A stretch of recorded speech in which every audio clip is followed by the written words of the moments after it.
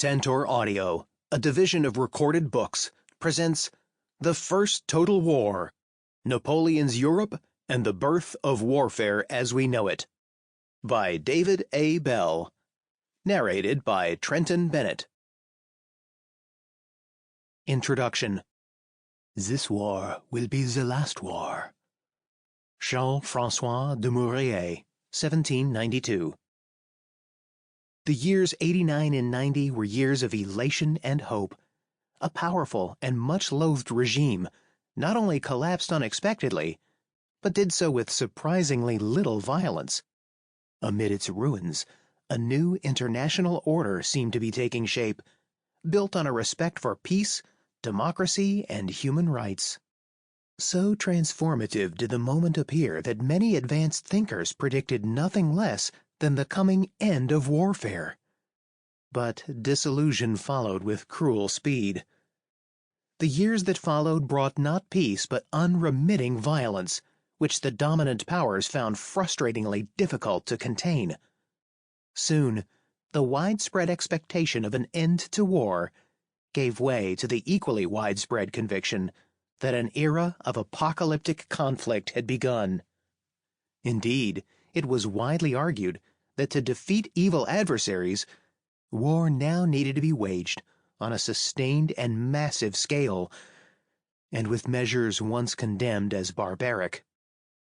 The strange thing about this description is that it applies equally well to two different centuries. Most obviously for us, it applies to the period that began in 1989 to 90, even before the rotten timbers of the Soviet Union finished crashing to the ground. Prominent political scientists were claiming that an end to war was at hand. Some thought that the world had simply begun to outgrow large-scale conflict. Others believed that peace would follow the spread of democracy, since democracies supposedly do not fight one another. Francis Fukuyama, in a famous and unjustly mocked article, linked the end of war to the end of history, by which he meant an end to conflicts over the proper form of society. Instead of an end to war, of course, there followed an intensification of conflict and danger. In the Gulf War, the wars in the Balkans, and then the global upheaval that began on September 11, 2001. In the wake of that day's horrific terrorist attacks, U.S. President George W. Bush began to describe the struggle between the West and its adversaries as one between the forces of freedom and the forces of evil. Prominent supporters of his administration likened it to World War II and warned that the very survival of the West hung in the balance. Some insisted that to prevail, the West would even have to flout established restraints on military behavior. Among ourselves, we keep the law, but when we are operating in the jungle, we must also use the laws of the jungle, wrote the British diplomat Robert Cooper in an influential 2002 essay. Soon afterward, the United States and its allies began a preemptive war in Iraq, starting with an open attempt to assassinate its head of state. Since then, American military operations have involved a number of well-publicized lapses into the laws of the jungle. At this writing, it is difficult to see how or when the current period of violent instability and danger might come to an end. So far, so familiar. Yet, surprisingly, the description applies just as well to the years 1789 to 90, when the collapse of the old regime and the beginning of the French Revolution untethered hopeful imaginations around the world. Even before these events, advanced opinion in the West was already beginning to think of war as a rapidly vanishing anachronism. As an optimistic English clergyman wrote in 1784, "The time is approaching when the sound of the trumpet and the alarm of war will be heard no more throughout the earth." On May 22, 1790, France's new revolutionary government went so far as to issue a formal renunciation of wars of conquest in what has been called a Declaration of Peace to the World. It promised that France would henceforth use its armed forces only in self-defense. But just 23 months later, France invaded Austrian-ruled Belgium, starting a conflict that would drag in all of Europe's major powers and continue, with only short interruptions, for more than 23 years, until France's final defeat in 1815. From early on, both sides saw this long struggle in apocalyptic terms. "A war to the death," as one of its early French advocates declared, "which we will fight, so as to destroy and annihilate all who attack us, or to be destroyed ourselves." Neither side went so far as to practice assassination openly, but desperate guerrilla warfare and savage attempts to repress it spawned atrocities across the continent on a scale not matched again until World War II.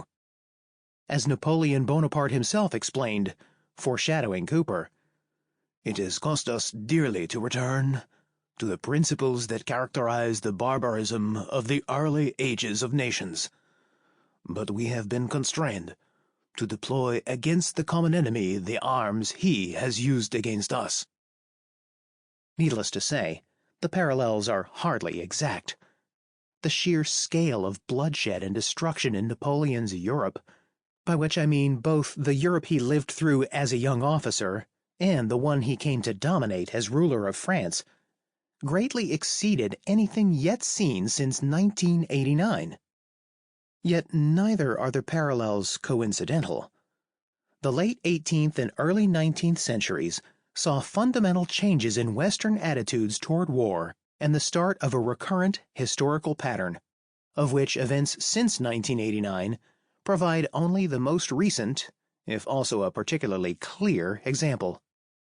In this pattern, the dream of perpetual peace and the nightmare of total war have been bound together in complex and disturbing ways, each sustaining the other. On the one hand, a large and sustained current of public opinion has continued to see war as a fundamentally barbaric phenomenon that should soon disappear from a civilized world. On the other hand, there has been a recurrent and powerful tendency to characterize the conflicts that do arise as apocalyptic struggles that must be fought until the complete destruction of the enemy, and that might have a purifying, even redemptive effect on the participants. Today, these twin languages of war and peace define the extremes of Western, and particularly American, thinking on the subject, with speakers of each dismissing their opponents as a species of reality-denying mental patients, the delusional doves versus the paranoid or war-mongering hawks. Some sophisticated commentators have interpreted these languages as reflections of recent historical circumstances. Robert Kagan, for instance, contrasts a Western Europe, which has allegedly enjoyed peace without responsibility, thanks to American protection, since World War II, and therefore shuns military action, with an America that has grindingly confronted one lethal opponent after another. "Americans are from Mars, and Europeans are from Venus," he concludes. But, in fact, these languages took shape long before World War II, and they have more in common with each other than either side likes to admit, for in each case, war figures as something wholly exceptional, wholly outside the established social order. Not surprisingly, intellectuals and statesmen have often braided them together in the idea that one final, all-consuming war might paradoxically inaugurate the reign of perpetual peace. To quote the single most famous expression of this idea, H.G. Wells' 1914 tract, "The War That Will End War." "This is now a war for peace. This, the greatest of all wars, is not just another war, it is the last war." 122 years before, the French politician General Charles-François Dumouriez had likewise promised, "This war will be the last war."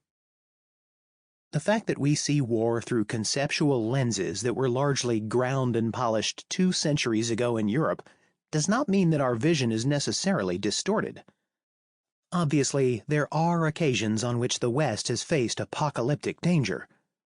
Nonetheless, we need to recognize the power and persistence of these lenses and the distorting effects they can often give rise to.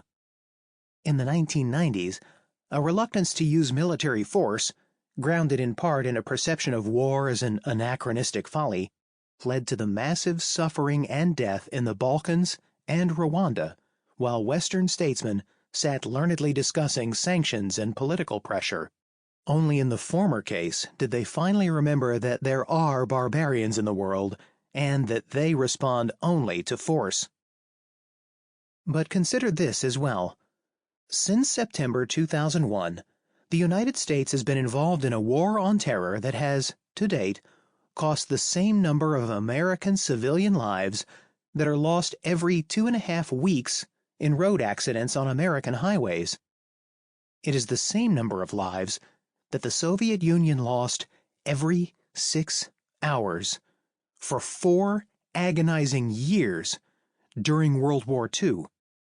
Our opponents in this new conflict, for all their stated desire to acquire weapons of mass destruction, have so far demonstrated no ability to wield anything more powerful than knives, guns, and conventional explosives. A war it may be, but does it really deserve comparison to World War II and its 50 million dead? Not every adversary is an apocalyptic threat. Yet the languages in which we are used to discussing war and peace make it difficult for this point to emerge. Put simply, it has become very difficult to discuss war in non-apocalyptic terms. Why is this the case? Why has the West returned again and again to the twin visions of an end to war and apocalyptic war? I don't pretend to be offering an answer to this entire vast question, but in this book I explore how and why the pattern began. At the heart of the story is an astonishing transformation. During the 18th century, as in previous centuries, most Western cultures accepted war as an inevitable and ordinary facet of human existence. Western rulers saw war as their principal purpose and fought continually. During the 1700s, no more than 6 or 7 years passed without at least one major European power at war. But since the end of the terrible religious conflicts of the Reformation, war had also become relatively easy to control and to restrain. Armies were relatively small, major battles relatively infrequent, though devastating when they occurred, and civilians relatively well treated. Military leaders saw their adversaries largely as honorable equals. This is not to say that war was not horrific. War is horrific by definition, but historians need to be able to make distinctions between shades of horror, and if the 18th century did not exactly reduce the slavering dogs of war to performing poodles, as Sir Michael Howard once jokingly put it, its conflicts still ranked among the least horrific in European history. This state of virtually permanent but restrained warfare seemed entirely natural and proper to the noblemen who led Europe's armies under the old regime, for it allowed the aristocratic values of honor and service to find full expression without serious threats to social stability and prosperity.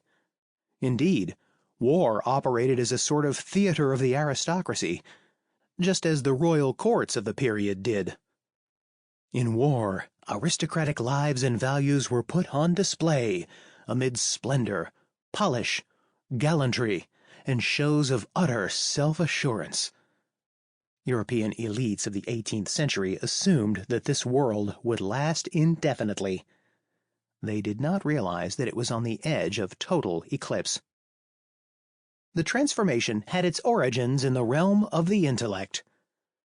During the great movement of ideas we now call the Enlightenment, influential thinkers began to argue that permanent warfare might not, in fact, be the permanent fate of mankind.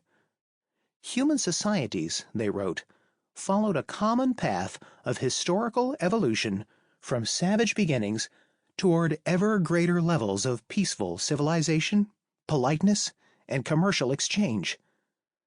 From this point of view, The prevailing state of restrained warfare did not represent a natural equilibrium, but rather a stage on the way to war's eventual complete disappearance. In modern times, war would soon become an abhorrent, exceptional state of affairs, a grotesque remnant of mankind's violent infancy. These thinkers were by no means the first prophets of perpetual peace. Philosophical and religious pacifists had long preceded them. But for devout Christians in particular, the inescapable fact of original sin implied that a reign of peace could come about only as the result of a providential change in human nature. By contrast, the secular 18th century writers described peace as the culmination of entirely natural social changes that were already visible and taking place according to scientifically observable laws. This difference made them the most convincing, and the most apparently realistic, pacifists the world had ever known, and their ideas rapidly became conventional wisdom among educated Europeans, including even many nobles and military officers. Yet even as these beliefs gained in popularity, other Europeans began to stare into the abyss of war and see not only something terrible, but also something that held a terrible fascination, even a terrible sublimity.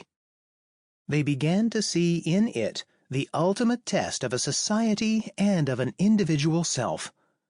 They began to imagine it as an elemental, cleansing, even redemptive experience, and therefore, perhaps, as a desirable one. War might be fundamentally alien to a civilized way of life, but was civilization necessarily such a blessing? Could not war serve as a corrective to the corruption and pettiness of civilized existence? War is one of the healthiest phenomena for the cultivation of the human race, the German polymath Wilhelm von Humboldt would write. It is the admittedly fearful extreme. This new glorification of war did not, however, mark a return to the earlier aristocratic understandings. Quite the contrary. War remained seen as an exceptional, extreme state of affairs, not as an ordinary facet of human existence. For the enthusiasts, it was no longer a matter of aristocratic self-control, of establishing a reputation by emulating an impersonal model of glory.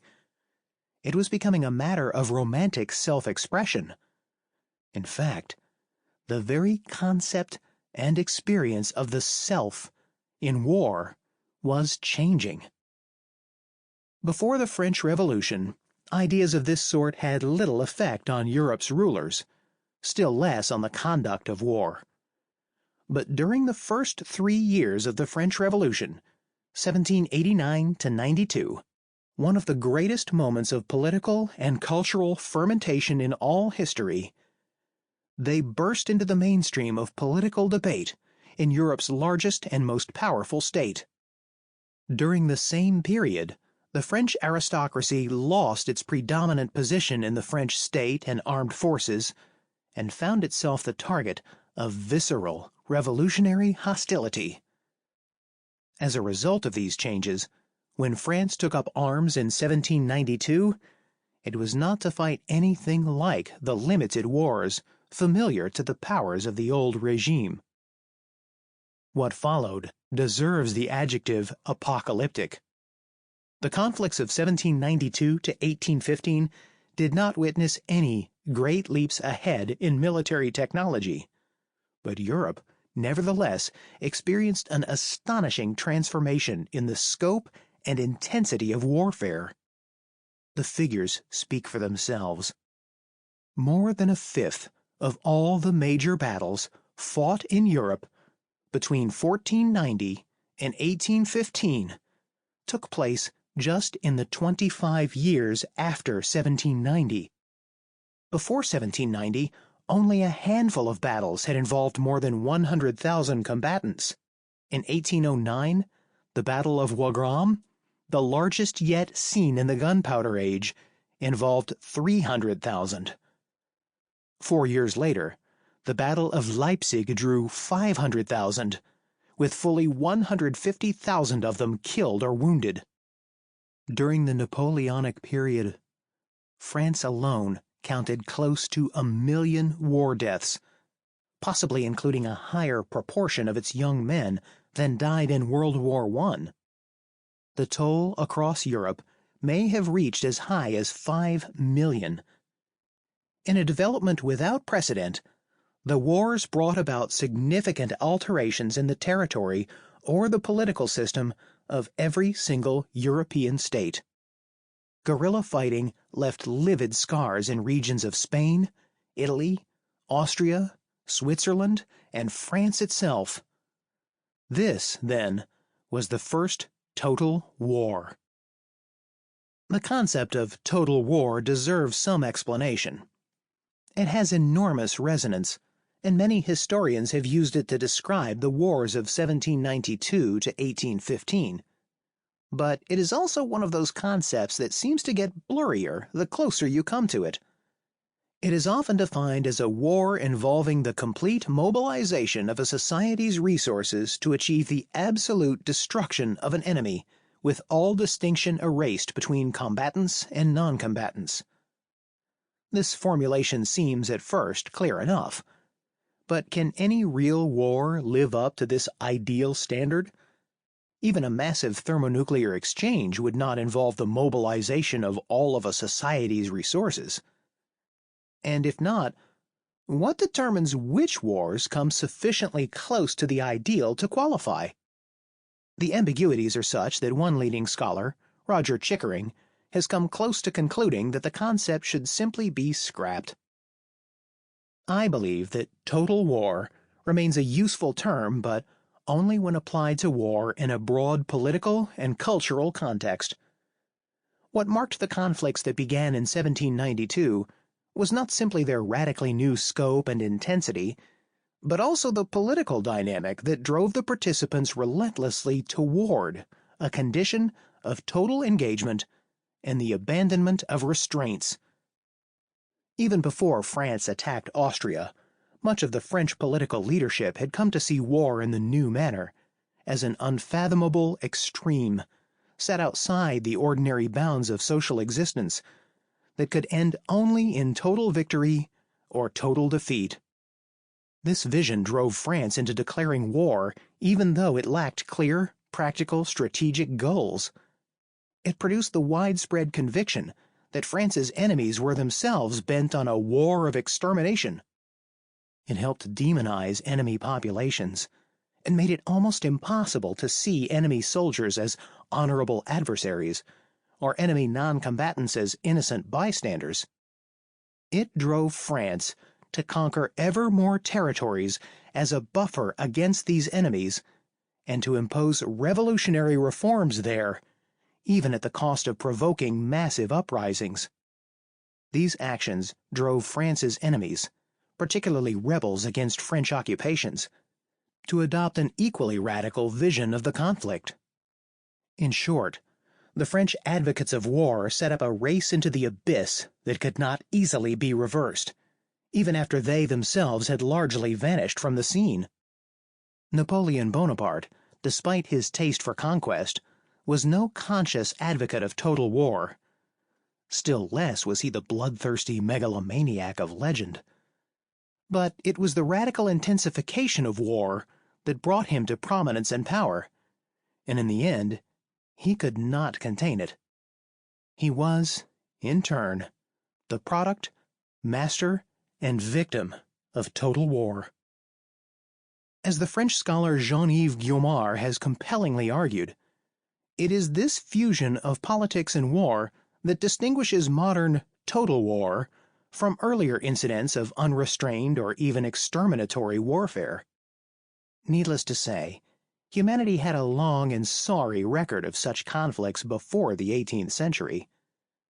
It did not, however, except in a few geographically confined arenas, e.g., city-states, see concerted political attempts to harness entire societies, every human being, every resource, to a single military purpose. This factor is what brings the continent-wide conflicts of 1792 to 1815 closer to the world wars of the 20th century. Tellingly, the term total war itself first appeared in France and Germany at the end of the First World War, not only to describe the fighting, but also to help envisage even more violent conflicts, in which nations would concentrate all available strength for one great, convulsive blow. In the World War II speech that gave the term particular notoriety, Joseph Goebbels shrieking at a crowd of Nazis at the Berlin Sports Palace just weeks after the German surrender at Stalingrad. Wollt ihr den totalen Krieg? Do you want total war? It again referred to an as-yet unrealized future, not the past or the present. Calls for total engagement, Guiomar observes, have tended to come from civilian political leaders far more than from military professionals. Here, then, is the essential argument of the First Total War. The intellectual transformations of the Enlightenment, followed by the political fermentation of 1789 to 92, produced new understandings of war that made possible the cataclysmic intensification of the fighting over the next 23 years. Ever since, the same developments have shaped the way Western societies have seen and engaged in military conflict. This is a new argument. Among historians, conventional wisdom has long attributed the intensification of war after 1792 to two different factors. First, they cite revolutionary ideology, suggesting that the wars grew out of a conflict between fundamentally incompatible belief systems, one radically egalitarian and the other conservative and hierarchical.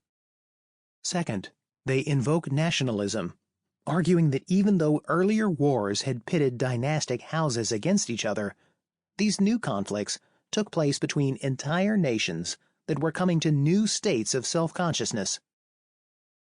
Ideology and nationalism both played hugely important roles in the history of this period. But were they the principal factors driving the intensification of war? Both explanations date back to the period itself and echo rather too neatly the justifications for war given at the time. For example, the British conservative Edmund Burke in 1796. "It is with an armed doctrine that we are at war. If it can at all exist, it must finally prevail." Or the future military strategist Karl von Clausewitz in 1812. "It is not now the king who wages war on the king, not an army against another army, but a people against another people." Furthermore, both explanations reduce war to little more than an instrument of changing political goals. Neither allows any scope for treating war as a meaningful and dynamic activity in its own right, exerting profound and complex effects on politics and culture in its turn. Not surprisingly, the famous definition of war as the continuation of political intercourse carried on with other means derives from the period, from Clausewitz himself. Both explanations also suffer from more specific chronological problems. Consider that even during the most radical period of the French Revolution, which ended in 1794, not all French leaders advocated the spread of revolutionary ideology by force. Under Napoleon, there followed a return to naked dynastic politics. He put 3 of his brothers and a brother-in-law on foreign thrones, and himself married the daughter of the Austrian emperor. Yet, it was precisely during the later, least revolutionary years of his rule that the wars grew largest in scope and most vicious in the suppression of rebellions against French rule. Nationalism certainly contributed to the wars. The concepts of forging nations anew and mobilizing entire populations helped inspire everything from France's 1793 levée en mass levy of soldiers, to Spain's 1808 rising against Napoleon, to the German War of Liberation of 1813. Yet the slogan of a War of Nations had appeared in France and Britain decades before the Revolutionary War, while Napoleon's regime ended up downplaying nationalist language in key. Sample complete. Ready to continue?